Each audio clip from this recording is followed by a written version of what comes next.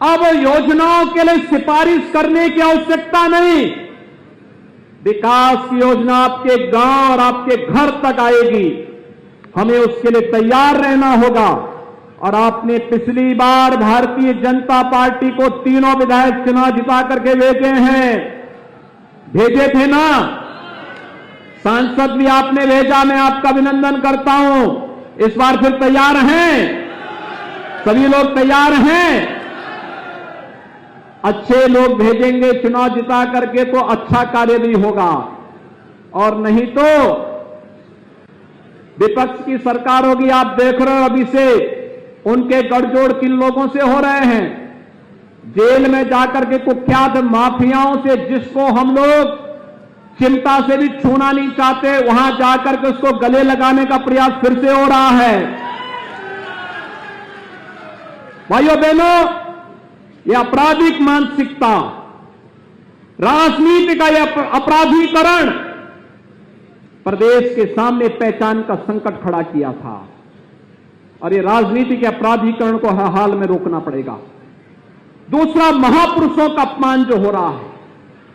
आपने देखा होगा एक दल के नेता ने पिछले दिनों एक वक्तव्य जारी किया था, और वक्तव्य क्या जारी किया था?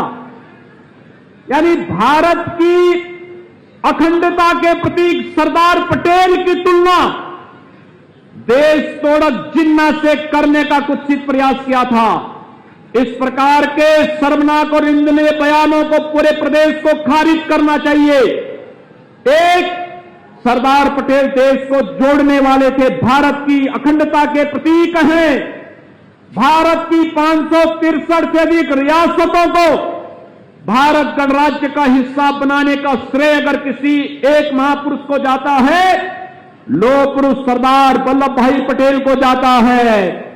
और भारत को तोड़ करके जिन्ना को अपना आदर्श मानने वाले लोग आज भी जिन्नावाद का समर्थन करते हुए जिन्ना के डायरेक्ट एक्शन को इस देश को नहीं भूलना चाहिए।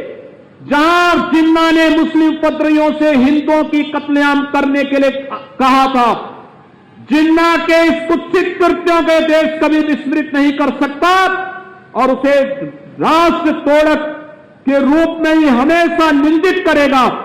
लेकिन आज जिन्ना और सरदार पटेल की तुलना करने का जो प्रयास हो रहा है, हमें ऐसे तत्वों के उन मंसूबों को समझना होगा। सरदार पटेल देश को जोड़ने वाले हैं, जिन्ना देश को तोड़ने वाले हैं। दोनों समकक्ष नहीं हो सकते। सरदार पटेल राष्ट्र नायक हैं, लेकिन भाइयों बहनों, जिन्ना भारत की एकता को खंडित करने वाले हैं। जो लोग ये तुलना करने का प्रयास कर रहे हैं, हमें उनके प्रति सतर्क रहना होगा। एक बार फिर से आप सबको मैं ढेर सारी योजनाओं के लिए, विकास की इन परियोजनाओं के लिए हृदय से बधाई देता हूं, अपनी शुभकामनाएं देता हूं। भैया दूज पर आप सभी बहनों का अभिनंदन भी करता हूं, और आप इतने भारी संख्या में यहां पर उपस्थित हुए हैं, इसके लिए हृदय से धन्यवाद और अभिनंदन करते हुए अपनी बात को यहीं पर विराम देता हूं। धन्यवाद। जय हिंद।